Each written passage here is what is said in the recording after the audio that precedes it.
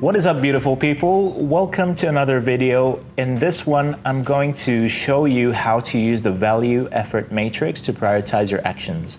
I am sure I would have done something like this in the past in some of the previous videos, but I'd like to focus specifically in this activity on prioritizing actions using the value effort matrix. Some of you are familiar with it, some of you are new to it, so I'd just like to keep it simple. Let's get into my mural to explain further.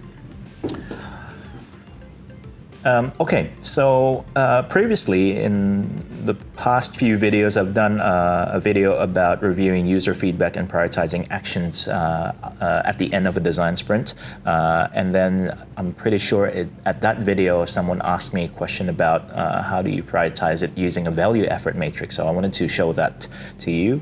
In order to do that, I've just created a couple of to-dos here, which is like a backlog of things that you would have as a team normally. Or even individually. So let's just pretend some of our to-do here is and let's imagine that we have a business or a product, a digital product or something like that, an app that we're running, and then there's a list of to-dos that we have as a team. So the first one is brand identity redesign. The second one is add feature X, whatever that feature is. Create social media calendar. Integration with payment systems Y.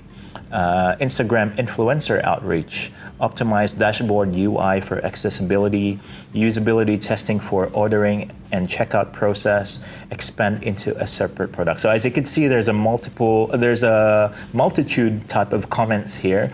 Comes from different departments. You would see like some of these comments might come from a marketing person, a marketing team member. Some of these comments might come in from a UI designer. Some of these comments might come in from the CEO himself or herself. So we'll try and prioritize this, right? The way to do it is you start a matrix that looks like this. I like to go with high value on the left-hand side and low value at the bottom left, low effort and high effort over this side. So some placeholder text that I've got here is when it's a high value item, but it's low effort, it's oftentimes a quick wins situation. You basically want to do it first because it doesn't take much for you to complete it or achieve it, but it could bring a lot of value to the company or the business. So those are like low-hanging fruit, quick wins type of situation.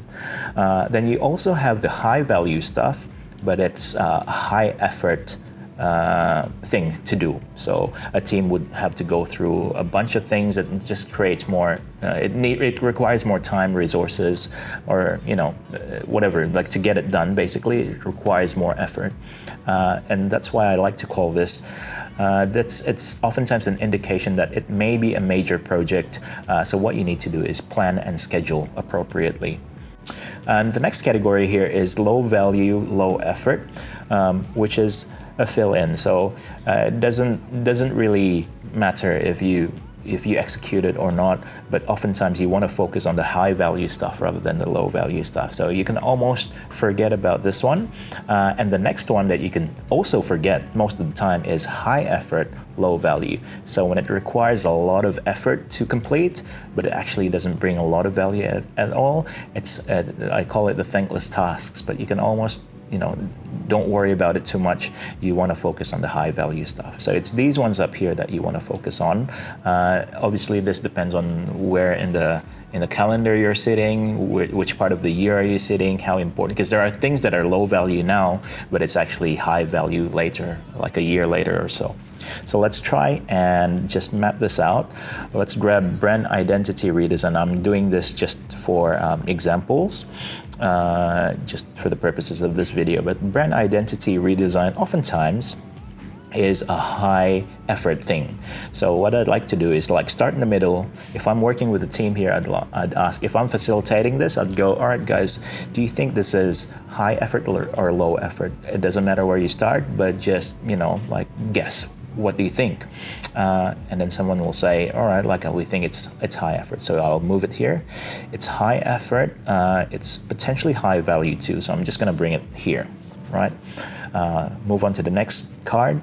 Add feature X. Let's just imagine this is something simple that our developer can do or our technical team member can do. It's high value, but it's actually low effort. So let's just drop them there. Create social media calendar. That's going to be somewhere in between, I would say. So it goes between high effort and low effort, so it's just mid effort in terms of value. It probably sits around there. Integration with payment system Y. I'm just gonna go with assumptions here because we don't know exactly what product this is, but just for the purposes of this video, I'm gonna drop it in the fill-ins because we believe it won't bring as much effort. It won't bring as much value, and it doesn't take long for us to do as well. So let's just go there. This could be a backlog item in the future. Instagram influencer outreach. That sounds like a low effort thing, but high value, somewhere here. All right, let's go there. Optimize dashboard for UI accessibility. That goes here, maybe there. And then usability testing for ordering and checkout seems to be like like a low effort but high value, or let's just say it's somewhere here in the mid.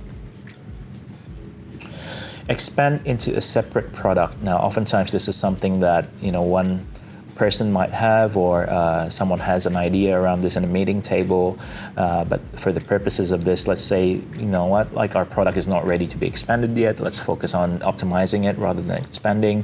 It's high value to be able to completely create a different product or a separate product, so this becomes a high effort but low value thing for now.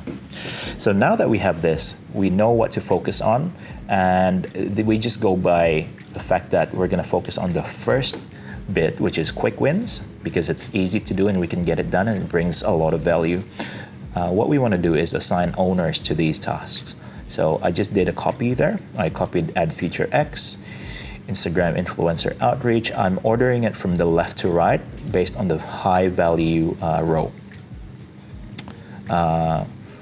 Optimize dashboard, create social media calendar, usability testing, and brand identity redesign, as this is a bigger project. I might even want to separate them between the small project and the big project. Based on this, let's just say the first two are the small projects, but they're high value, right? All right, so what we want to do is we want to assign owners. So in a team meeting, I'd go, okay, add feature X, who's going to own this? Oftentimes it could be like a product owner or something like that. So this is, I don't know, like let's just go with Jimmy. Jimmy is a product owner. Instagram influencer outreach, that's our marketing coordinator. Her name is Lisa. Optimize dashboard for UI accessibility. All right, Jimmy, that's on you as well because you're the product owner.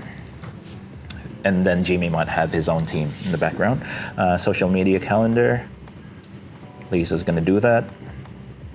Usability testing, we already know who our user researcher is, and Jimmy's delegating it to someone else.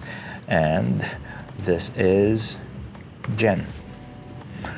Brand identity design. Let's pass this on to Lisa's supervisor, who's the marketing director, and he's going to go and organize that with the brand agency. Who's the marketing director's name? I don't know, Richard. Alrighty. So that's how you would prioritize, and that's how you would assign owners. And what I like to do, at least for ourselves here in Relab, is to assign timelines or at least time frames. So Jimmy, I'd bring it back to Jimmy as a facilitator. I'd go, Jimmy, how long do you think it'll take you to do this? And Jimmy will roughly estimate, you know what, maybe it'll be like 4 to 6 weeks.